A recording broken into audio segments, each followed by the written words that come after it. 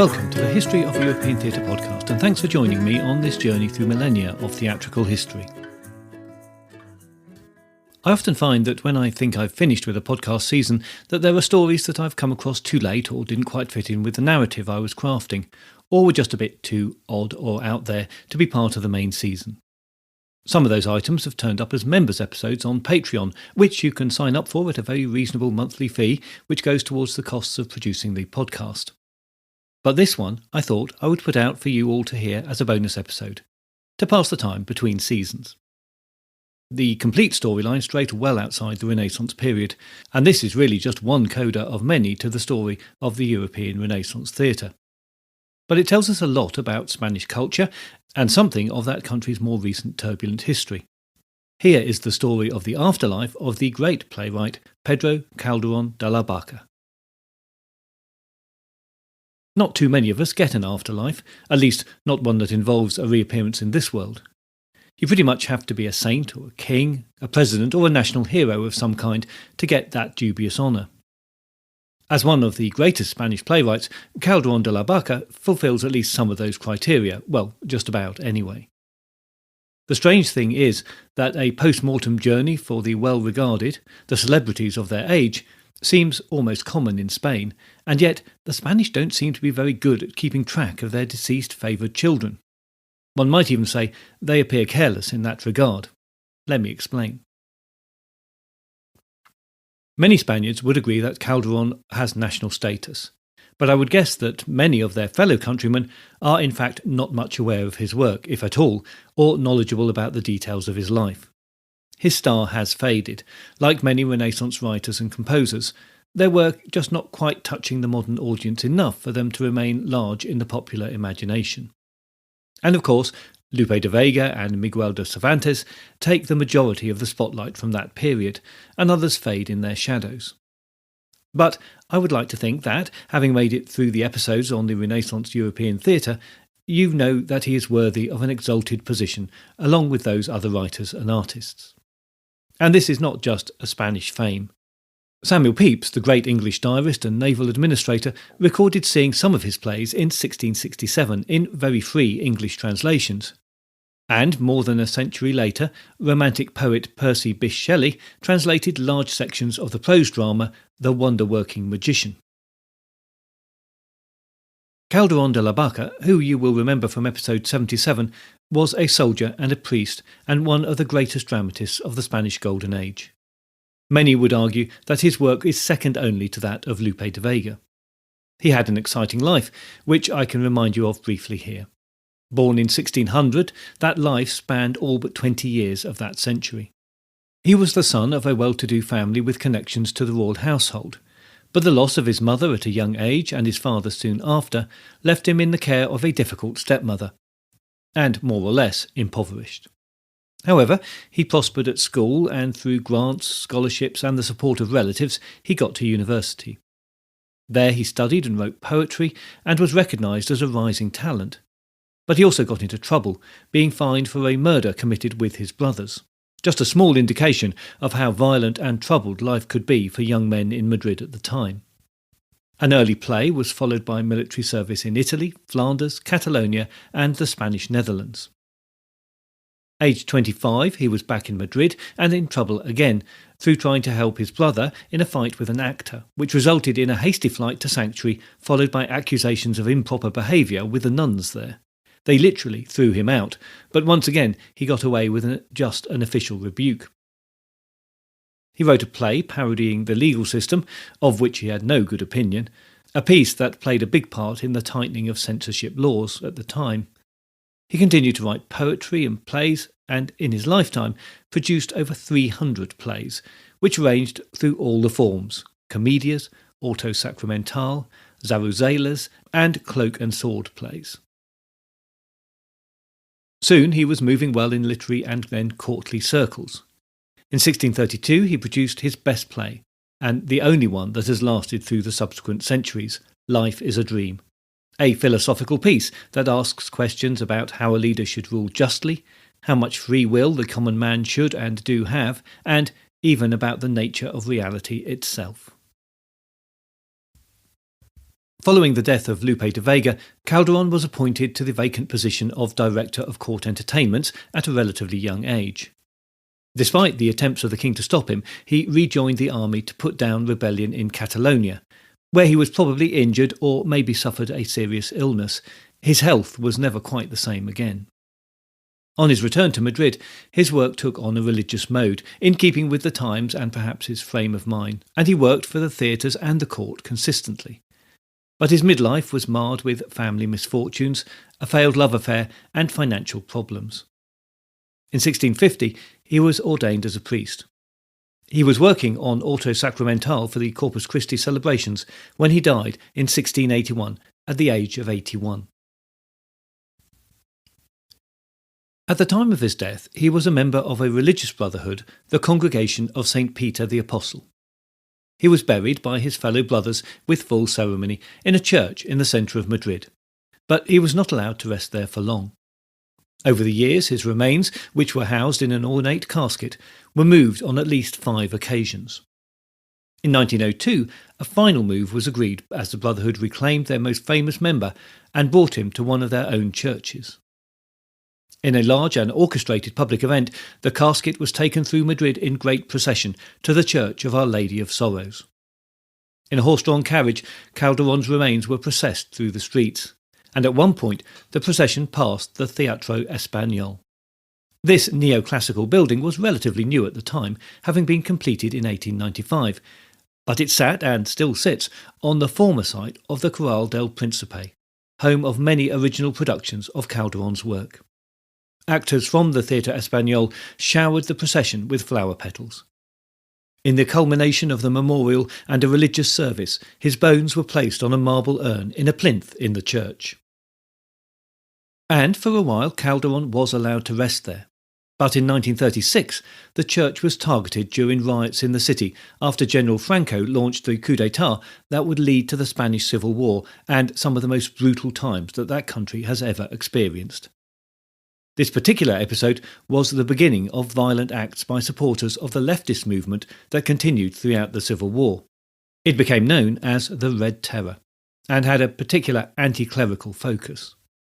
Of the tens of thousands killed in the war, it was said that 6,800 priests were killed. Most of them died in the summer of 1936. Anti-right attacks were common, targeting the Spanish nobility, businessmen, politicians, and desecration and burning of churches and religious houses was widespread. Towards the end of July that year, that fate befell the Church of Our Lady of Sorrows, which was subject to a sustained attack from protesters and was destroyed in an arson attack. Several parish priests died in the blaze or in violence in the street that accompanied it. The church burned for 2 days, and everything in it was destroyed, with only its outer walls somehow still standing despite the intense heat they'd been subject to. At the time, it was assumed that Calderon's remains were destroyed in the blaze. The marble urn melted in the heat of the flames, and his bones reduced to just a tiny part of the pile of ashes that was all that remained of the interior of the church. In later years, the church was rebuilt, and a commemorative stone was included saying that the remains of the great playwright had been there but had been lost in that fire in 1936.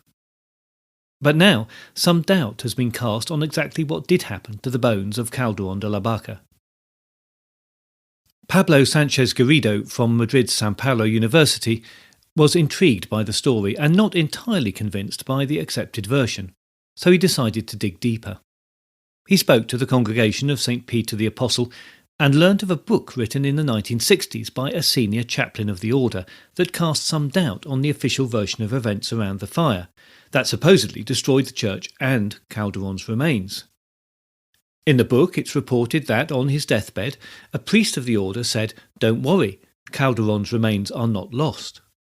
The priest said that he'd been present at the 1902 internment, and the remains had never been put into the marble urn. That, he said, was just a symbolic act. The priest then went on to say that the casket hiding Calderon's remains was hidden in the walls of the church, and that he could point out exactly where they were. But unfortunately, he never recovered, and he died before he could reveal the spot. Some efforts were made to find the casket in the walls, but they were unsuccessful. There is a temptation to think that this potential resurrection, if I can use that word, of the remains was simply an attempt to generate some income for the church. It wouldn't be the first time, and probably not the last, that members of a church have revived a legend in order to generate some interest and therefore some income for their particular church. Perhaps the chaplain made up the deathbed revelation by the old priest, but then again, perhaps he didn't, and the whole thing is quite genuine. Maybe there was something in this story, but if so, why did the order consider it necessary to be secretive about the location of the bones? Well, one suggestion is that the trauma of the Red Terror ran deep in religious orders, and fear of a future loss of church relics was very real in that community, and therefore some deception and secrecy was warranted. But it remains an unanswered question. The whole business could have ended there. But Sanchez Garrido arranged for ground-penetrating radar to be used on the church and its surrounding land. Research was curtailed during the COVID-19 pandemic when Spain suffered particularly bad waves of infection. But in the work completed so far, several irregularities in the structure of the church have been identified, suggesting that the old walls of the church could indeed hold some secrets. It's also hoped that adjacent homes for retired priests could be studied in the same way, as they too are thought to be likely hiding places.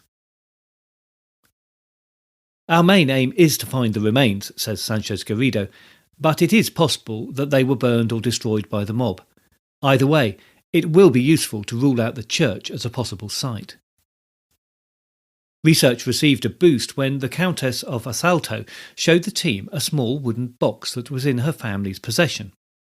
It was decorated with the cross of the Order of St. John, an order to which Calderon belonged, and it contains a key. This is the key that was said to be the key to the casket that held Calderon's remains when they were moved in 1841, and may well be the casket that they were placed into in their final move. The Asalto family are related to Calderon and were present at the reburials as representatives of the family, so the connection seems entirely plausible. If the bones were to be found in a similar mahogany box to the one that holds the key, and can be opened by that key, well then, their authenticity would be beyond doubt. If bones are recovered, then there is another way that their authenticity can be tested. During the first reinterment, a finger bone was removed from the casket and is now kept at the Theatre Institute in Barcelona. DNA tests could compare the DNA from the bone with the DNA of living descendants of the Calderon family, which should again prove the authenticity of the bones beyond reasonable doubt. The current priest of the Lady of Sorrows Church is hopeful that the remains can be recovered. Besides the obvious potential for publicity and income for the church, he has been quoted as saying, "It would serve as a reminder for the brutality of 1936. Calderon's body disappeared that year, but how many other treasures and Christian lives were lost at the same time?" And clearly, this is not just about recovering the physical remains. It could be a launchpad to revitalise Calderon's name and his role in Spanish cultural history. His plays are no longer on the school syllabus, and his position as a major figure in world literature is, slowly but steadily, being lost. He is in need of a revival in his homeland. And Sanchez Garrido agrees that this is about more than just recovering some mouldy old bones, but recognising Calderon as an international literary figure. The two things aren't mutually exclusive, he says. Calderon was admired in England by Byron and Shelley. He also had a life that is straight out of a novel. He was a soldier and a womaniser who fought in Flanders and in Catalonia, before then settling down and becoming a priest, and pretty much dying with his pen in his hand. Many hope that this project will just be part of a wider acknowledgement that Spain needs to take better care of its cultural heroes, and to give them the honour that is due to them, for it is not only Calderon's bones that find themselves in this strange position. The remains of several Spanish cultural icons have been lost or partially lost. Perhaps most surprisingly of all, it's only in the last decade that the remains of Spain's greatest literary icon, Miguel de Cervantes, have been identified. In this case, infrared and 3D cameras, and again the ground-penetrating radar, were used in Madrid's convent of the Barefoot Trinitarians. The order still exists today, with a dozen or so cloistered nuns living in the building, But this isn't the building that Cervantes knew, as it was remodelled and partly rebuilt after his death. The resting place of Cervantes was known to be in this convent, as it was on record that he requested in his will to be buried there after the religious order helped secure his release from Algerian pirates. He was captured while serving in the Spanish Navy as a young man and spent 5 years as a captive slave in Africa. His family appealed to the Trinitarian nuns, who managed to raise the ransom that had been demanded for his release and deliver it to the pirates.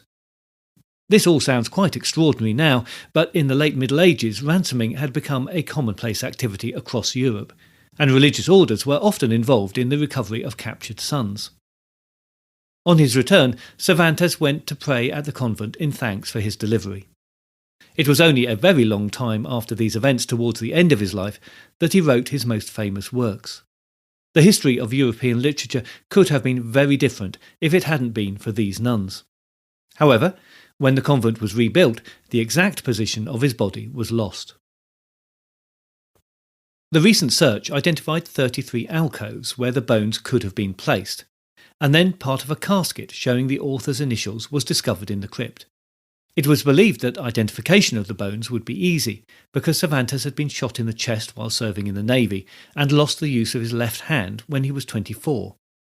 Both events, it was assumed, would have left marks on his skeleton, but in fact nothing like this could be identified. Although absolute identification has not been possible, the age of the bones and the scraps of clothing that still clung to them have led scientists to confidently confirming that the bones of Cervantes, who died in 1616, and his wife, Catalina de Salazar, are contained in the crypt. DNA testing of the bones could be carried out, but unfortunately there are no known descendants of Cervantes, so no one to compare the DNA to. As well as the remains of Calderon and Cervantes, the remains of the leading artist of the Spanish Golden Age, Diego Velázquez, have also been lost. And the same is true of another playwright and priest of the period, Tirso de Molina. And I can't pass through this sad part of Spanish history without mention of Federico Garcia Lorca, poet, playwright and theatre director who was assassinated in 1936 thanks to his outspoken left-wing views. That same fateful year that Calderon's bones were lost. There has been a long search for Lorca's remains, which are suspected to be in one of the many mass graves from that period. I will no doubt be telling his story in detail in the main podcast at some point in the future, but for the moment I can only hope that he is, somehow, resting easily.